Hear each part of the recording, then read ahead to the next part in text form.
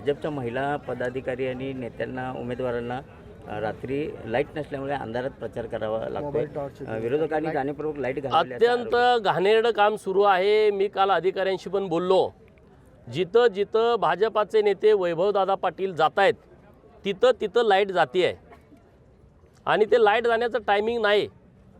तिथून कुणीतरी खोडसाळपणे फोन करत आहे आणि यातलेच काही अधिकारी सामील आहेत की जे लाईट घालवत आहेत। आत्ता जर परत अशी लाईट घालवली चुकीच्या पद्धतीनं तर तुमची लाईट जाईल। तुमचे एक्झाम ट्रेंडिंग व्हायला लागले त्याबद्दल जबरदस्त काय तुम्ही दाखवलं का?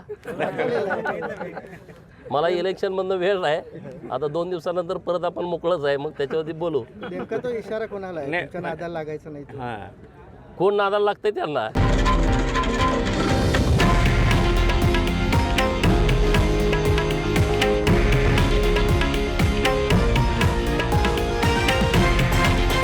हे आहे देशातील नंबर 1 न्यूज नेटवर्क आणि आपण पाहत आहात TV9 मराठी, एकमेव।